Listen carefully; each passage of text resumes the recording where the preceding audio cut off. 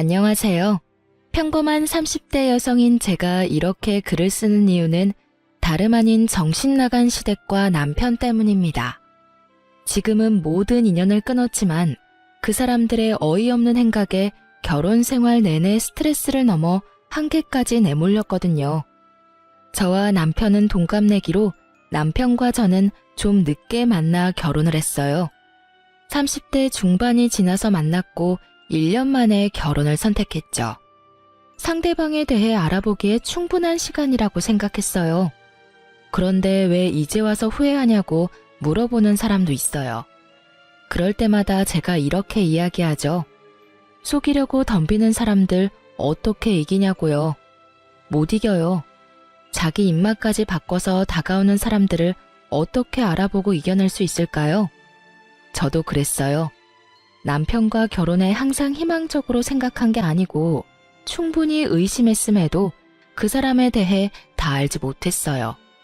제가 처음에 남편에 대해 의심한 건 바로 남편의 시댁을 만났을 때였어요. 자기야, 여기 이것 좀 먹어봐. 그렇게 이야기하며 그 사람이 좋아하는 해물찜을 건넸어요. 저와 남편이 공통으로 좋아하는 음식이었거든요. 그런데 그때 시모가 의아한 얼굴로 남편에게 묻더군요. 너 해물 좋아했니? 옛날에는 비리다고 못 먹었던 것 같은데. 어머니, 그게 몇 년 전인 줄 아세요? 이제는 고기보다 해산물이 더 좋아요. 그래? 이상하네. 입맛도 바뀌나? 시부모는 저보다 더 남편에 대해 모르는 것 같았어요. 근데 너 직장 어디 다닌다고 했지? 그냥 중소기업이에요. 월급도 최저시급밖에 안 돼요. 시부는 남편이 어디에서 일하는지조차 모르고 남편은 그런 시부에게 태연하게 거짓말을 하더군요. 제 의문을 알아챘는지 남편이 상견례 후 저와 단둘이 있을 때 말하더군요. 사실 부모님들이랑 그렇게 친하지 않아. 어릴 때 떨어져 지냈고 그것 때문에 여전히 대면대면 하거든. 그럴 수도 있다고 생각했어요. 어느 집안이나 사연 없는 집안 없고 차라리 시부모와 관계가 흐릿한 것이 며느리 입장에서는 더 나을 수도 있잖아요. 그런데 아버님한테 왜 거짓말했어? 최저시급 받는 것도 아닌데. 당신만 내 진짜 월급 알면 돼. 두 분이 나랑 결혼하는 것도 아닌데 뭐. 난 당신한테는 속이는 거 없어. 말을 교묘하게 돌렸어요. 차라리 이때 더 추궁해서 남편 가족에 대해 더 잘 들었다면 분명히 이후에 있었을 안 좋은 일은 없었겠죠. 그렇지만 그렇게 되지는 못했고 저와 남편은 결국 결혼을 하게 됐어요. 그리고 결혼 후 저는 너무 당황스러운 일과 마주했어요. 남편과 상견례 전까지 연락도 그다지 안 하며 지냈던 시부모가 결혼 직후 저희 집에 너무 자주 찾아오더군요. 저희 집은 시댁과 그리 가까운 것도 아니었습니다. 편도 1시간이 넘는 거리인 저희 집에 찾아와서는 밥만 먹고 떠나시는 거였어요. 아무 용건도 없이 찾았다는 거죠. 물론 시부모가 찾아오는 것이 잘못된 건 아니에요. 저희 사는 모습 확인하고 싶을 수도 있고 남편 보고 싶을 수도 있으니까요. 게다가 결혼 초기이니 당분간만 이러다 말겠지 싶었어요. 그런데 시부모가 집에만 오면 돈이 없어지더군요. 처음에는 잔돈이었습니다. 제가 저금통에 잔돈을 모아두는 게 있었는데 두 분이 왔다 가셔서 그게 사라졌더라고요. 큰 물건은 아니고 잘그락 소리도 나니까 이때는 시부모를 의심하지는 않았어요. 그런데 두 번째 분실부터는 시부모를 의심할 수밖에 없었어요. 두 번째 분실된 건 제가 비상시에 쓰려고 몰래 숨겨둔 비상금 30만 원이었어요. 그걸 안방 화장대 서랍장 안쪽에 넣어놨는데 그게 사라진 거예요. 그리고 제가 시부모를 의심하는 이유는 하나뿐이었어요. 그날도 시부모님이 오셨는데 처음에는 시모가 먼저 화장실을 가고 싶다고 했거든요. 그런데 시모가 화장실 들어가자마자 시부도 화장실이 가고 싶다고 하는 바람에 어쩔 수 없이 안방 화장실을 안내해드렸어요. 그리고 두 분과 식사를 하고 용돈이라도 드려야 하나 싶어서 안방 화장대 서랍장 안쪽에서 현금을 꺼내드리려고 했는데 그게 그 사이에 없어진 거예요. 당연히 의심은 시부에게로 쏠릴 수밖에 없었죠. 무척 의심스러웠지만 추측만 가지고 시어른을 추궁을 할 수는 없잖아요. 그래서 남편과 시댁 몰래 집에 카메라를 달았습니다. 그리고 한 달 뒤 시부모가 온다는 말에 똑같이 화장대 안쪽에 돈을 넣어뒀어요. 그리고 그날도 또 돈이 사라졌고요. 카메라에 시부가 돈 훔치는 걸 확인한 저는 남편에게 먼저 말했어요. 여보, 당신한테 할 이야기 있어. 사실 돈이 자꾸 없어지는데 그거 아버님이 가져가시는 것 같아. 당신이 부모님한테 말해서 앞으로는 집 말고 밖에서 식사하자고 해주면 안 될까? 말하기 힘들었지만 이번에 말하지 않으면 안 될 것 같아 큰 마음 먹고 말했죠. 대신 추궁하는 것처럼 보이지 않도록 어조를 좀 부드럽게 말했어요. 솔직히 남편 입장에서도 부모님 때문에 자기가 듣기 싫은 소리 들어야 하는 입장이니까요. 일의 책임자가 시부인데 남편을 혼내는 것처럼 보이고 싶지는 않았거든요. 그런데 남편 반응이 이상했어요. 우리 아버지가? 우리 부모님이 뭐하러 돈을 훔치겠어. 당신 설마 우리 부모님이 집에 오는 거 마음에 안 들어서 그런 말 하는 거야? 내가 부모님이랑 가깝지 않다고 해서 당신이 이런 식으로 구는 건 좀 아니지. 아무리 그래도 증거도 없이 사람을 모함하는 건. 증거가 있으니까 하는 말이지. 집안에 돈이 2번이나 없어져서 안방에 카메라 달아뒀어. 그런데 아버님이 그거 가져가는 모습 그대로 찍혔어.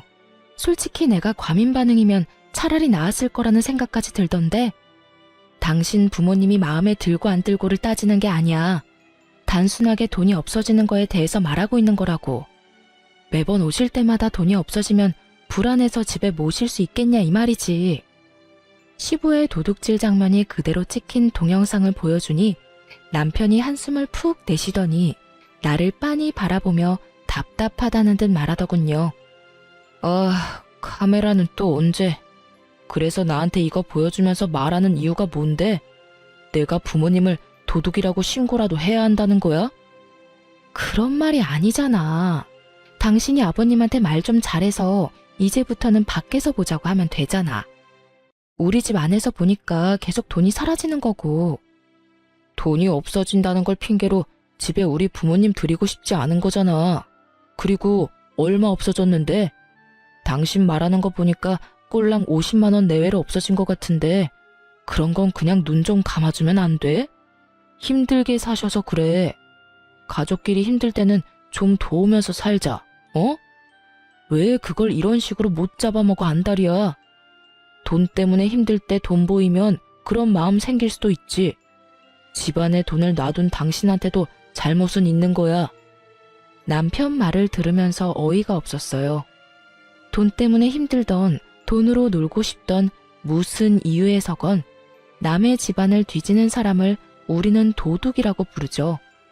시부가 그런 일을 하다 며느리에게 걸렸고 그걸 제 입으로 이야기해서 면박 주는 것보다 남편이 좋게 타이르는 게 좋을 것 같아 한 말인데 남편은 저를 시부모 타박이나 하는 못된 며느리로 몰아갔어요. 나한테 도대체 무슨 잘못이 있는데?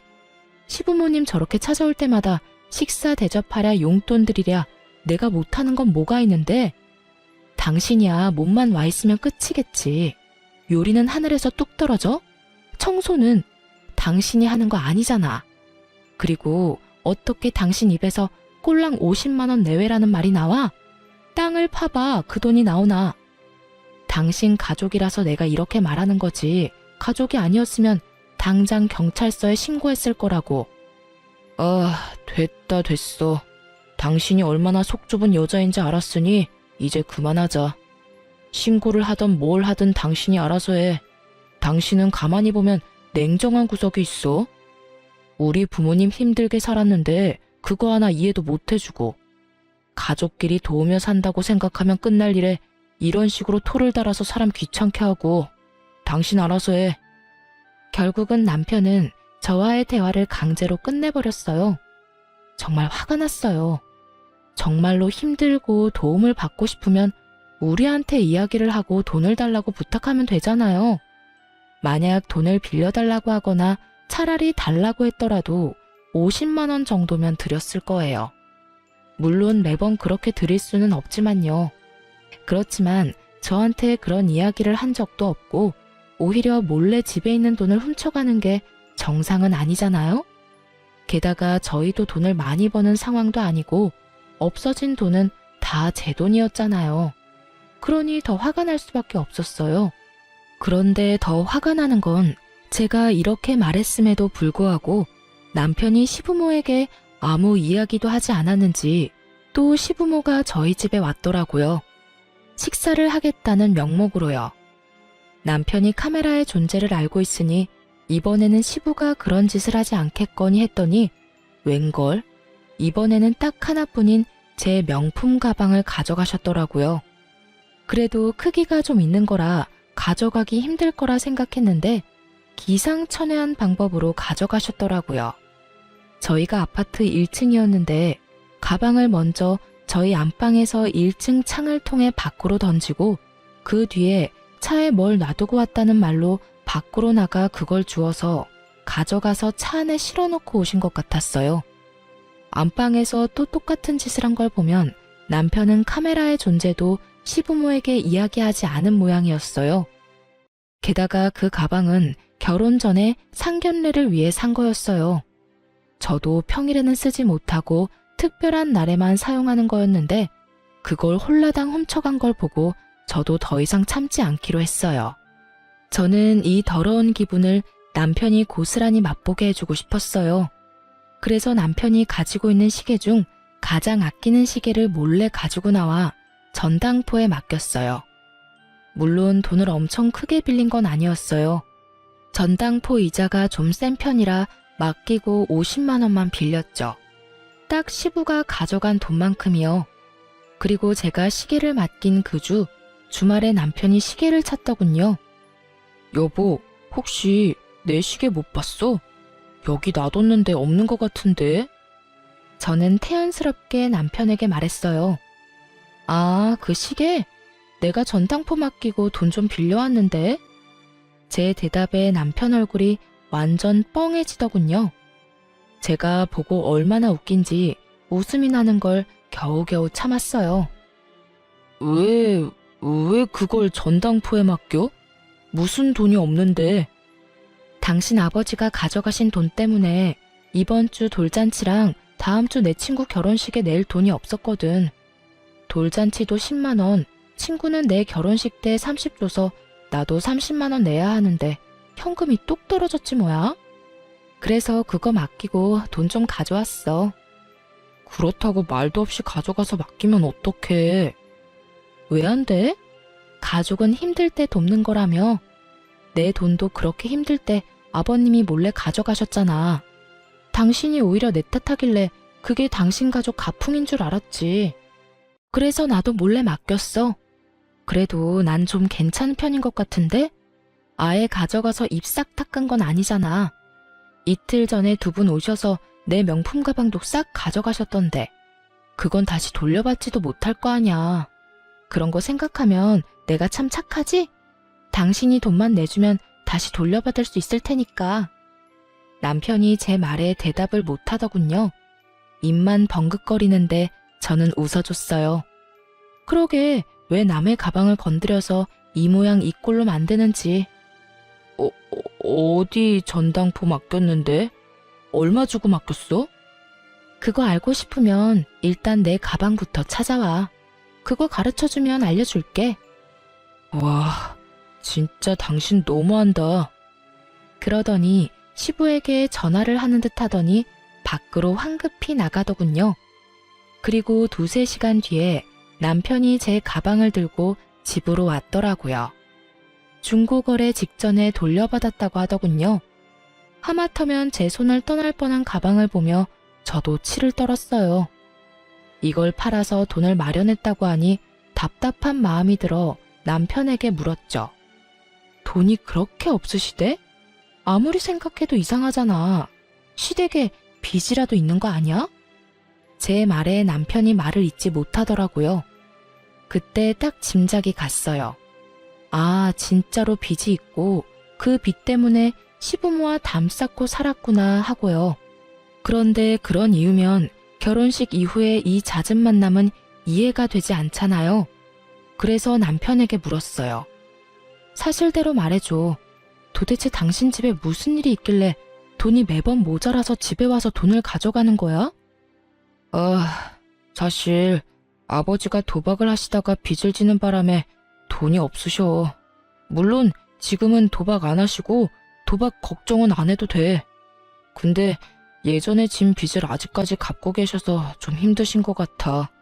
그래서 가지고 있던 것도 다 갖다 팔아서 돈 마련하시는 것 같고. 그럼 그걸 먼저 이야기를 해줬어야지. 그제야 모든 게 이해가 갔어요. 도박 빚이 있으니 그간 남편이 시댁과 소원한 거였어요. 그렇지만 결혼 전에 이런 중요한 일을 속인 남편에게 화가 너무 났어요. 이건 그런 단순한 문제가 아니잖아요. 시부모가 돈을 못 갚으면 언제 우리한테 불똥이 튈지 모르는데 게다가 더 추궁하니 시댁이 남편에게 경제적으로 의존하고 있더라고요. 매달 돈을 꼬박꼬박 받아가고 있었고 그 와중에 저희 집에 와서 도둑질까지 했으니 정말 총체적인 난국이었습니다. 저는 더 이상 참을 수 없어 남편에게 말했어요. 당신 돈을 당신이 어떻게 쓰던 상관 안 할게. 그치만 나한테까지 그 피해가 온다면 난 용납 못해. 당신이 당신 부모님한테 확실하게 말해줘. 우리 집에 오지 마시라고. 연락도 하지 마시라고. 나도 명절 때 빼고는 더 이상 당신 부모님하고 만나고 싶지도 않아. 그냥 돈만 가져갔다면 다 풀고 이해할 수도 있지. 하지만 도박이잖아. 당신은 아버님이 도박을 끊었다고 말하지만 내가 봐서는 절대 아니야. 열심히 일하시면서 갚으면 되는데 지금 일도 잘 안 하시잖아. 매번 당신한테 아버님 무단결근이라고 연락 온다며.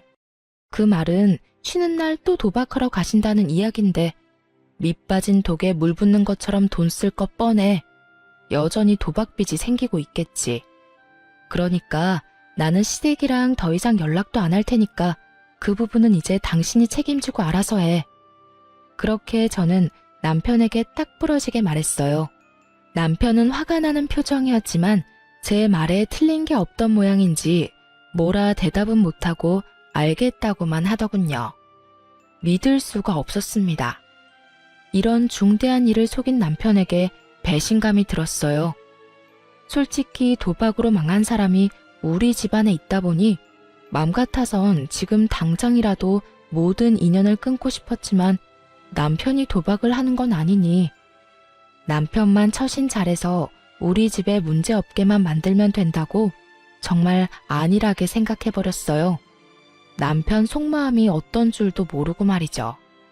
남편이 시부모에게 어떻게 이야기했는지 모르겠지만 그 뒤로 집에 오지는 않았어요. 하지만 계속 모르는 전화번호로 전화와서 시부모가 돈을 요구하더군요. 한 번은 시모, 한 번은 시부. 그렇게 번갈아가며 사람을 못 살게 굴었어요. 도박을 한다는 걸 들켰다며 남편에게 들어서 그런지 돈을 달라는 말에 더 이상 예전 같은 조심스러움도 없었어요. 마치 돈을 빌려주고 받는 것처럼 아주 당당하게 제게 돈을 요구하는 모습에 학을 뗐어요. 결국 제가 전화번호를 바꿔버렸어요. 그리고 모르는 전화번호도 더 이상 받지 않았어요. 이때쯤에는 정말 절실히 이혼 생각이 났어요. 만약 남편이 직접 도박을 했다면 당장 이혼을 했을 거예요. 그렇게 시댁과의 관계는 이렇게 끊어지는 것처럼 보였어요. 하지만 그게 그렇게 쉬운 일이 아니었어요. 시부모는 끊임없이 저와 남편에게 돈을 뜯어내려고 했어요. 그리고 그 와중에 남편은 일이 바빠져 점점 출장이나 야근이 잦아졌어요. 그리고 그 운명의 날이 찾아왔죠. 저희의 모든 것을 뒤바꾼 그날. 그날은 남편이 전날부터 초등학교 동창들과 여행을 가고 없었어요. 토요일 집안 청소를 열심히 하는데 폰이 울렸어요. 시어머니라고 뜨는 화면을 보며 한숨을 쉬었어요. 여태껏 모르는 번호로 내내 전화를 해오더니 갑자기 자기 본래 전화로 연락을 하니 뭔가 중요한 할 일이 있나 보다 싶은 마음이 들더군요. 그래서 전화를 받았어요. 그리고 여보세요 라는 말을 하기도 전에 시모의 엄청난 목소리와 마주하게 됐어요. 너 어떻게 그런 말을 할 수가 있어? 왜 내가 아들한테 돈 빌리는데 너한테 허락을 받아야 해? 정말 어이가 없어서 너희 집에 가지도 못하게 한 것도 너지? 어떻게 아들한테 연락도 못하게 할 수가 있어? 네가 그러고도 사람이니? 돈을 빌리겠다는 것도 저는 아는 바 없었고 갑자기 전화와서 그런 말을 듣는 것도 어이없었어요. 제가 무슨 말을 했다고 전화한 건지 모르겠더라고요. 제가 무슨 말을 했다고 그러세요? 남편 없다고 말하려고 했는데 시모가 제 말을 뚝 끊어먹고는 자기 할 말만 하더라고요. 이렇게 시침이 뗄 거야? 너 오늘 아침에 네가 우리 아들한테 돈 빌려주지 말라고 했잖아. 내가 네 목소리 수화기 너머로 다 들었어. 못 들을 줄 알고 그렇게 이야기한 거지? 네가 뭔데 돈을 주라 말하는 거야? 그 돈이 네 돈이니? 우리 아들 돈이지.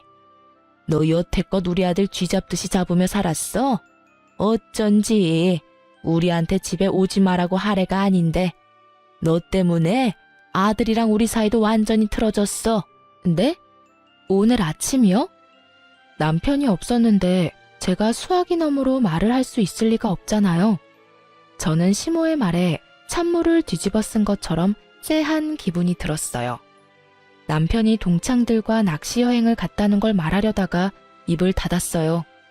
그리고 그 길로 바로 흥신소를 찾아가 남편 뒷조사를 했어요. 하지만 참고 기다리기 너무 힘들어서 직접 찾기로 했죠. 그게 가능했던 이유는 남편이 제 차를 끌고 갔기 때문이었어요. 저는 20대 때 첫 차를 도난당한 전적이 있어서 차 안에서 위치 추적 앱을 달아놨었거든요. 그걸 확인하니 열이 더 뻗쳤어요. 이 인간이 먼 지방 쪽으로 가야 해서 금요일에 가서 일요일에 와야 한다고 했는데 위치 추적 앱에서 제 차는 집과 그리 멀지 않은 캠핑장으로 떴거든요. 거짓말을 했다는 것부터가 뭔가 문제가 있다는 걸 의미하잖아요. 저는 당장 택시를 타고 남편이 있는 캠핑장으로 향했어요. 준비물은 사진기와 베란다에 둔 10m짜리 호스였어요. 캠핑장에 도착해 남편이 어디 있는지 살폈어요. 그리고 곧 남편을 발견했죠. 상간녀와 하하호호 즐기며 팔짱을 끼고 둘이서 밥도 서로 먹여주고 아주 난리도 아니었어요. 시모에게 돈 주지 말라고 말했다는 건 저 여자였던 거죠. 폰으로 동영상을 찍으며 보는데 진짜 심장이 쿵쾅거려 미치겠더라고요. 증거 사진을 충분히 남기고 그 두 사람이 나란히 텐트 안으로 들어가는 것까지 동영상을 찍었어요.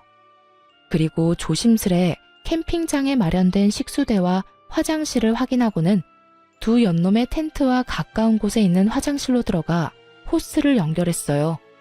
그리고 물을 틀고는 호스를 그들의 텐트 앞으로 가져가서 텐트 문을 살짝 열고 그 안으로 호스를 넣어 물을 확 뿌렸어요.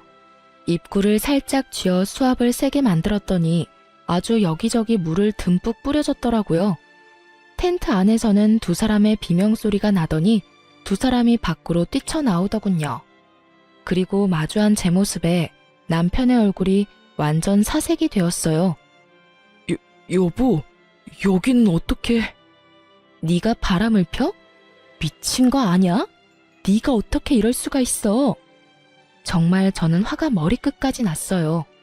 그렇지 않아도 시부의 도박과 돈 요구 때문에 스트레스로 머리가 터질 것 같은데 이놈까지 이러니 돌아버릴 수밖에요. 여보, 잠시만. 이건 그러니까... 변명할 거 뭐 있어요? 그냥 있는 그대로 말해요. 우리 사랑하는 사이라고. 진짜로 헤어져야 하는 건 당신이라고. 맞지? 당신이 그랬잖아. 당장이라도 와이프랑 이혼하고 나랑 결혼하고 싶다고.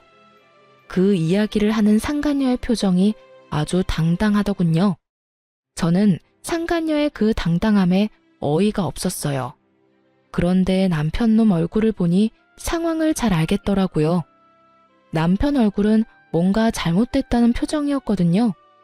아마 남편은 그냥 상간녀에게 하던 말이었던 모양이에요. 당신이 말해봐. 당신 진짜로 나랑 이혼하고 저 여자랑 만나고 싶은 거야? 말해보라고. 그러면 이혼해줄게. 이혼하자고. 여보, 그게... 잘됐네. 자기야, 이런 여자랑 빨리 헤어지고 나랑 살자. 당신도 항상 와이프 싫다고 했잖아. 나 사랑한다며? 그러니까 차라리 이 기회에 이혼해버려. 당신도 항상 구질구질하다고 말했잖아. 내가 도와줄게. 저 여자랑 확실하게 이혼할 수 있도록. 응?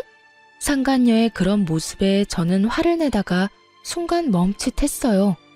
바람이나 피는 쓰레기 남편, 도박 중독에 내게 돈 달라 요구하는 시댁, 그 똥을 흔쾌히 가져가겠다는 상간녀.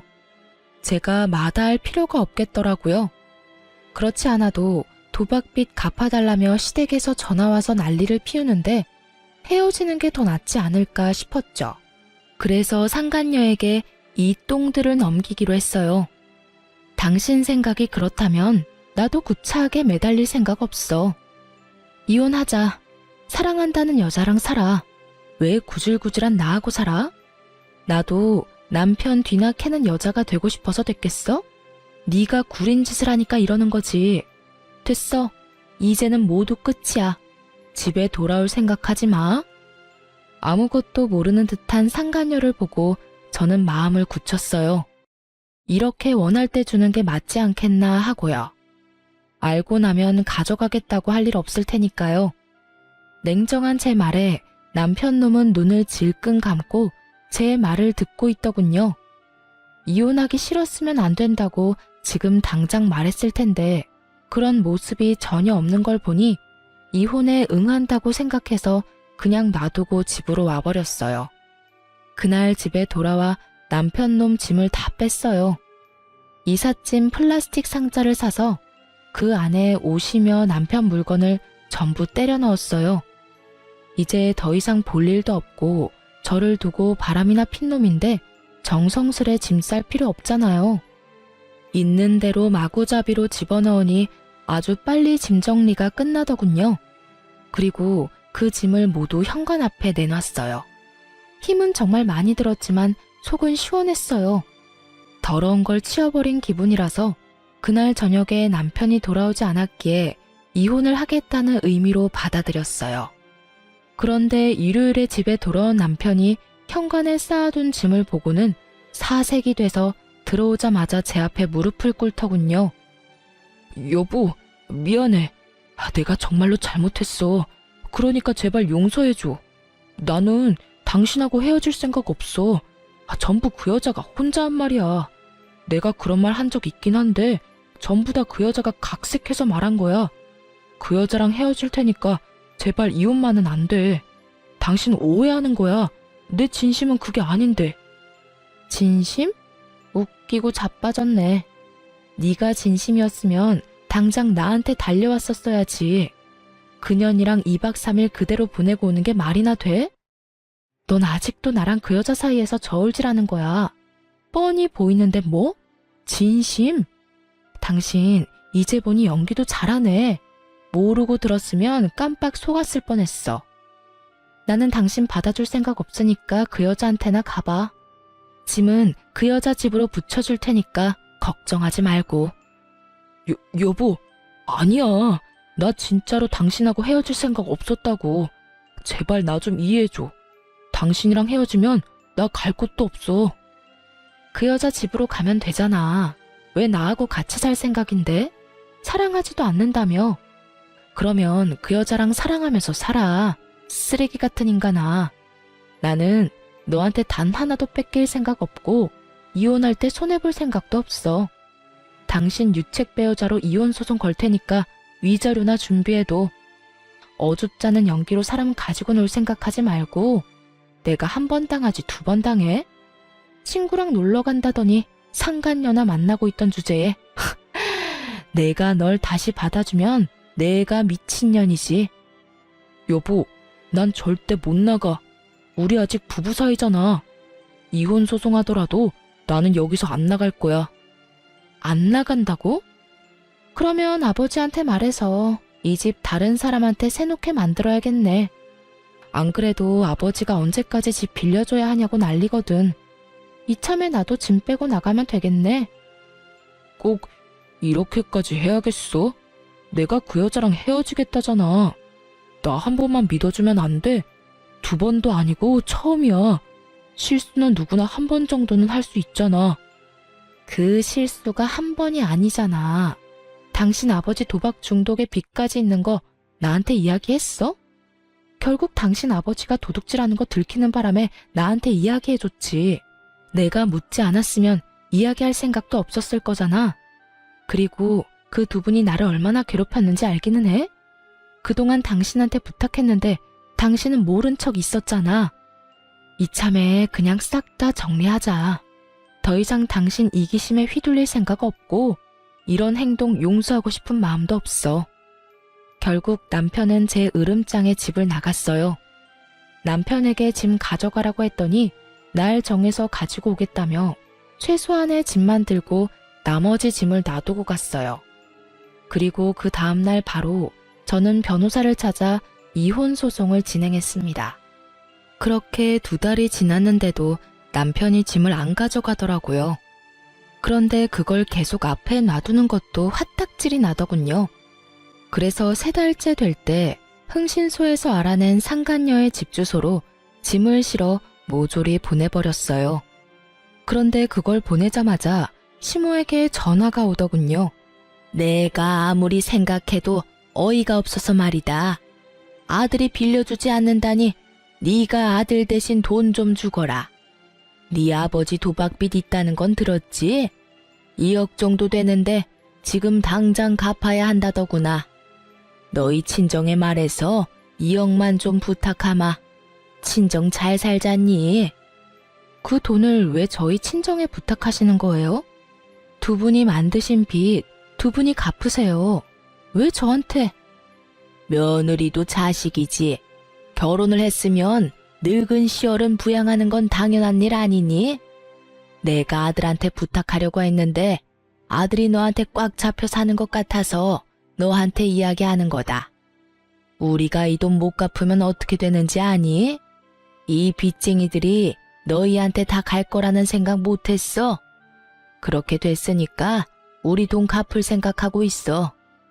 시모는 아주 당당하게 제 친정에 말해서 2억 빚을 갚아달라고 요구하더군요. 상황이 어떻게 돌아가는지 모르고 있더라고요. 저와 남편이 이혼 소송인 중인 것도 모르고 말이죠. 저한테 돈 맡겨놓으셨어요? 집에서 돈 훔쳐간 것만으로도 모자라서 이번에는 이렇게 당당하게 말하시는 거예요. 칼만 안 들었다 뿐 완전 날강도잖아요. 제가 돈이 있어도 안 줘요.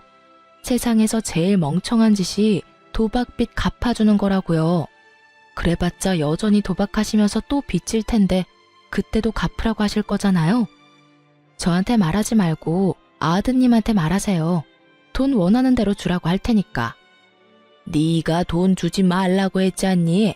그때 내가 다 들었어. 그러면서 뭘 원하는 대로 준대? 너 가만 보니 이제 거짓말도 하는구나. 그러지 말고 네가 이때까지 모은 돈 좀 내놓으라니까. 상황이 급박해 지금. 저 돈 없어요. 남편이 돈 한 푼은 가져다 주지도 않는데 무슨 돈이 있어서 저한테 돈 달라는 거예요? 돈이 없으면 돈 많은 친정에 빌려서라도 줘야지. 자그마치 2억이야. 그거 못 갚으면 너한테 무슨 일이 생겨도 난 몰라. 이건 뭐 거의 협박이었어요. 남편 때문에 열받았는데 시댁이 이 상황에 기름을 부어버리니 완전 빡 돌았던 제가 한바탕 욕을 쏟아부으려다가 순간 좋은 생각이 나서 멈췄어요. 2억을 원하시는 거면 저 말고 갚아줄 참한 여자 따로 있거든요. 그쪽으로 제가 안내해 드릴게요. 거기 가서 말씀하세요. 앞으로 저한테 연락하지 말고요. 그리고 모르셔서 저한테 전화하신 것 같은데 저 곧 그 사람이랑 이혼해요. 사랑하는 여자가 생겼다네요. 그 여자가 아마 다 책임져줄 모양인가 봐요. 재혼하겠다며 저랑 이혼하라던데 제가 이혼해주면 둘이서 결혼해서 살겠죠. 그 여자 집 주소 알려드릴 테니 같이 가봐요. 거기 남편이 지금 살고 있더라고요. 도박빚 2억 갚아줄 여자도 살고 있고요. 뭐? 정말이니? 너희 두 사람이 이혼한다고? 나한테 또 거짓말하는 거 아니야? 돈 안 주고 싶어서. 믿기지 않는 듯 반문하는 시모에게 집으로 오라고 했어요. 그리고 두 사람을 데리고 남편과 상간녀가 살고 있는 집 주소로 향했죠. 같은 지역이었지만 서쪽 끝과 동쪽 끝, 완전 정반대 구역에 살고 있던 저는 1시간이 걸려 그 상간녀가 사는 집으로 갈 수 있었어요. 그리고 도착하니 대문 앞에 제가 보낸 짐들이 수북히 쌓여 있더군요. 안으로 들어가니 한창 싸우는 소리가 들렸어요. 당신 여태껏 나 속인 거야? 당신 짐들이 왜 여기로 와? 이혼해도 당신은 손해볼 거 하나도 없다며. 위자료가 생겨도 다 해결 가능하다며. 그런데 왜 당신 짐이 여기로 오냐고? 자기야, 내가 다 설명할 수 있어. 거짓말은 아니야. 그 집도 내 집인데 내가 유책 배우자잖아. 그래서 재산 분할이나 위자료에서 좀 돈이 많이 나가. 그 집 하나면 다 해결할 수 있으니까 전부인한테 주려는 거야. 거짓말하지 마. 그러면 이 짐이 왜 여기 와 있는데? 내가 위자료 해줄 테니까 그 집 가져와. 거기서 살고 싶단 말이야. 거기보다 더 좋은 곳 들어가면 되지. 거기 생각보다 좋은 곳도 아니고 무엇보다 전부인이랑 살던 데인데 다시 들어가고 싶어? 차라리 그냥 여기서 조금만 지내다가. 여기가 싫다고. 나는 거기가 좋아. 내가 대출이라도 받아서 도와줄 테니까 거기로 들어가자. 제가 아무 생각 없이 보낸 짐 때문에 여기서는 여기대로 난리가 난 상황이었습니다. 남편이 저희 아버지 집을 자기 집이라고 말해놓은 상태였는데 짐이 오히려 이쪽으로 와버리니 당황한 거였어요. 모두 탄로날 거짓말을 한 남편 놈을 보니 이 상간녀도 그리 깊이 사랑한 건 아닌 모양이었어요. 사귀면서 호감 얻으려고 거짓말 엄청 했는데 본인이 생각지도 않았던 이혼을 하게 돼서 그 거짓말이 자신에게로 모조리 돌아오는 상황이었죠. 저는 속으로 깔깔 웃으며 시모를 상간녀 집 앞으로 데려왔죠. 열려있는 집에 일부러 벨을 눌렀더니 두 사람이 복도로 나와서는 시모를 보고는 깜짝 놀랐어요. 정확히는 남편이 엄청 놀랐지만요. 아가씨가 우리 아들이랑 새로 만나는 여자예요? 나 엄마 되는 사람이에요. 우리 아들 책임진다니 내가 말 좀 편하게 해도 되겠네. 내가 들어보니 아가씨가 우리 빚 다 갚아줄 거라는데 그 이야기가 사실이에요? 네? 그게 무슨 말씀이세요? 빚이라뇨. 상간녀가 남편을 쳐다봤고 남편은 눈을 질끈 감고 고개를 돌려버리더군요. 우리 아들한테 못 들었어요? 아가씨가 우리 아들이랑 재혼할 거라면서요. 그러면 우리 며느리 되는 거니까 돈도 갚아주겠지. 결혼은 언제 할 거예요? 할 거면 좀 빨리 했으면 좋겠는데. 시모가 그렇게 말하자 남편이 저에게 소리를 빽 지르더군요. 당신은 왜 우리 부모님을 여기까지 모셔와? 미쳤어? 말하고 싶은 게 있으면 우리 둘이서 해야 할 거 아니야? 어쩌자고 여기까지? 연신 개거품을 물며 모셔온 이유를 묻는 남편을 향해 저는 환하게 웃어줬어요. 왜 모셨냐니? 당신도 이상한 걸 묻네. 당신 어머니가 나한테 전화하셨어. 아침부터 돈 내놓으라고. 당신 아버지 도박빚 갚아야 한다고 나더러 돈 달라길래 내가 여기 모시고 왔지. 왜냐고? 난 당신이랑 헤어질 거고 나랑 헤어지고 당신이랑 결혼할 착하고 참한 여자가 여기 있으니까. 앞으로 당신 부모님 계속 모실 사람이 그 여자니까 모셔왔을 뿐인데 뭐가 잘못된 건데? 이미 이혼 소송 중이고 판결도 얼마 안 남았는데 내가 왜 이 사람들의 돈 달라는 요구를 받아줘. 예비 며느리가 있는데. 도박빚? 상간녀가 제 이야기에 미쳐서 눈에 쌍심지를 켜고 남편의 멱살을 움켜쥐었어요. 이게 다 무슨 말이야? 도박빚이라니. 당신 나한테는 부모님이 그냥 평범한 분들이라고 했잖아. 연락 자주 안 하는 사람이라고, 안 봐도 되는 사람들이라며. 그런데 빚을 대신 갚으라는 말을 왜 나한테 하는데? 자기야, 잠시만. 그게 아니야. 내 말 좀 들어봐. 이건 다 이유가 있어. 어떻게든 핑계를 대보려는데 남편 놈을 보며 저도 친절히 이야기해줬죠. 아, 몰랐어? 당신이 만나는 저 사람, 부모님 도박빚이 2억이나 있어. 둘이서 잘 갚으면 되겠네. 당신이 그때 나한테 이야기했잖아. 남편이랑 헤어지라고. 헤어져 줬으니 시부모도 데리고 가. 결혼하고 내내 돈 달라는 전화에 시달리면서 힘들었거든? 딱 좋을 때 사랑에 눈먼 여자 하나 나타나서 잘 됐지 뭐야. 고마워. 저 인간 데려가줘서. 제 말에 상간녀가 완전히 졸도해버리더군요. 순간 비틀거리는 상간녀 모습을 보니 엄청 피가 쏠린 것 같았어요. 이내 얼굴이 새빨갛게 된 상간녀가 남편 놈에게 엄청난 목소리로 따지더라고요. 너 내 돈 노리고 나한테 수작 부린 거야? 저 여자한테서 돈 뜯기 힘들 것 같아서 나로 목표 바꾼 거냐고. 미친놈이 어디서 나한테 빨대를 꽂으려고 해? 내가 너랑 결혼하고 싶댔지 네 부모 빚 갚아주겠다고 한 적은 없잖아. 저기야, 오해야. 다 오해고 나는 돈 때문에 당신이랑 만난 거 절대 아니야. 내가 왜 당신한테 그런 짓을 해. 나도 부모님이랑 연 끊고 살 거야. 당신한테 그 빚 갚으라고 할 거 아니라니깐. 여기까지 찾아온 사람을 두고 뭐? 연을 끊고 살아? 어떻게 끊고 살 건데? 그리고 도박빚이라며? 내가 미쳤어? 그걸 갚아주게?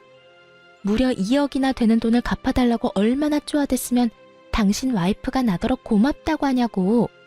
우리 헤어져. 이 쓰레기 같은 놈아. 이렇게 거짓말을 하고 어차피 나중에 다 들킬 일이었는데 나도 당신 필요 없어. 상간녀가 그렇게 말하며 자기 집 현관에 쌓여있던 남편의 짐을 모조리 밖으로 내던지더군요. 남편 놈 얼굴이 사색이 돼서는 그 상간녀의 팔을 붙잡고 애원하며 매달렸어요. 자기야, 내가 거짓말한 건 미안해. 진짜로. 근데 인연 끊고 산다는 건 정말이야. 내가 당신하고 살게 되면 절대로 집 근처에도 못 오도록 할 거야. 빚도 우리가 안 갚아도 되도록 막아주고. 꺼져. 당신 같은 놈이랑 같이 살 생각 없다는 말 못 들었어? 진짜 어디서 이런 쓰레기 같은 놈이랑 만나서 내가 이 고생을 해. 네가 분리수거도 안 되는 쓰레기인 줄 알았으면 절대로 받지 않았을 거라고. 상간녀가 분통을 터뜨리며 그렇게 말하자 남편 놈이 이번에는 목표물을 저로 바꿨는지 제게 다가와 손을 붙잡더군요. 그리고는 눈물 범벅인 얼굴로 저한테 말하더라고요. 여보, 미안해. 내가 이렇게 용서를 빌게. 그러니까 제발 소송 취하하고 다시 나랑 같이 살아줘. 사람 하나 살리는 셈 치고 제발. 저는 남편놈 얼굴을 쳐다보지도 않고 상간녀에게 차갑게 말했어요. 반품 안 받으니까 가져가. 네가 그 물건 좋다고 나더러 이혼하라며? 그럼 끝까지 네가 책임져야지. 왜 나한테 떠넘겨? 언제는 사랑한다며, 그게 전부라며 다 책임진다면서. 어차피 곧 우리는 이혼 판결 날 거야. 그럼 완전히 법적으로 남남이지. 그러니까 나한테 떠넘길 생각하지 말라고. 제 말에 부들부들 떨며 분노를 표시하던 상간녀가 결국은 못 참고 남편놈 뺨을 찰지게 한 대 날려버리더군요. 그리고는 남편을 밀어서 자기 집 문 밖으로 내보내버렸어요. 남편놈이 상간녀에게 뺨 맞고 정신이 없었는지 제 다리를 붙들고는 또 말도 안 되는 용서 타령을 하더군요. 그래서 저도 이번에는 상간녀가 때린 반대쪽 뺨을 한 대 날려줬어요. 어쩜 그렇게 속이 시원하던지. 저는 남편과 시모를 두고 집으로 돌아왔어요. 그 사람들의 일은 그 사람들이 알아서 할 일이었죠. 그리고 그 일주일 뒤 이혼 판결이 나고 전 남편과 저는 완전히 법적으로 남남이 되었어요. 그 뒤에 전 남편이 어떻게 됐는지 궁금하시나요? 전 남편 놈은 저와 상간녀 두 여자에게 모두 버림받고는 결국 갈 곳이 없어 그 짐 들고 시댁으로 들어갔다고 해요. 그런데 얼마 안 가서 거기서 뛰쳐나왔다고 하더라고요. 저는 그 이후에 전 남편이 이혼 후에 그 집으로 그렇게 돌아가기 싫어했던 이유와 저에게 어떻게든 되돌아오려 한 이유를 알게 됐죠. 저희 집으로 웬 우락부락한 사람들이 찾아오면서 말이죠. 시부가 저희 집을 가르쳐주며 가족이라고 했다네요. 정말 그 인간의 행태가 치가 떨리더라고요. 저는 이혼했고 그 인간에게 새 여자가 생겼으니 그 여자가 며느리라고 말해줬어요. 그리고 너무 열받아서 남편 회사 주소를 가르쳐주며 그 사람들 아들이 일하는 곳이라고 말해줬어요. 이혼을 해서 남남인데도 저희 집을 노리고 있는 걸 보니 소름이 다 돋더라고요. 그렇게 말하니 그 사람들도 돌아가 버리더군요. 이대로 그 인간과 부부였으면 저 위험해 보이는 사람들이 제가 가진 돈을 다 뜯어갔을지도 모를 일이었어요. 나중에 소문을 들어보니 결국 그 빚쟁이들이 시댁에서 도망친 전 남편을 찾아내서 결국 강제로 시부의 도박빚을 열심히 갚고 있다고 하더라고요. 잘못했으면 제가 그 모든 일을 뒤집어 쓰고 빚 갚고 있었을 거라는 생각을 하니 빠른 손절이 정답이었다는 걸 깨닫게 됐죠. 그리고 시부는 여전히 도박 중독으로 열심히 도박에 매진하고 있다고 해요. 옛말에 손모가지를 끊어도 도박은 못 끊는다는 말이 있다던데 딱 그거더라고요. 결국은 돈 버는 전 남편과 그 돈을 쓰는 시부가 미친 듯이 싸운다는데 그걸 보고도 시모는 여전히 태연자약하답니다. 참 대단한 가족이에요. 저렇게라도 굴러가는 걸 보면 말이죠. 그리고 상간녀는 전 남편과 그때 헤어지고 완전히 관계가 쫑난 듯 보였으나 지푸라기 잡는 심정으로 전 남편이 상간녀 회사에 찾아가 애원했나 보더라고요. 회사 사람들 앞에서 어떤 고해성사를 했는지 몰라도 직장에도 불륜녀라는 안 좋은 소문이 나서 결국 직장에서도 스스로 나갔다고 들었어요. 역시 사람은 위험한 곳에 가까이 가지 않는 게 맞는 것 같아요. 이혼이라는 것이 때로는 정말 필요하다는 생각을 하곤 합니다. 만약 그대로 남편과 부부 사이였다면 제게도 그 시부의 도박과 관련된 불똥이 튀었을 테니까요. 이렇게 벗어나니 마음이 평화롭네요. 이 글을 읽는 분들도 항상 조심하세요. 언제나 속이려는 사람은 어떻게든 속이고 말아요. 속는 사람이 바보가 아니라 속이려는 사람이 무서운 사람인 거예요. 그리고 사소한 걸 속이고 감추려는 사람은 꼭 한 번쯤 의심해 보시길 바랍니다. 저야 다행히 그 악연에서 벗어났지만 앞으로도 주의하며 의심하며 살아갈 예정이에요. 시간 내서 긴 글 읽어주신 분들에게 감사 인사를 전합니다. 좋은 하루 되세요.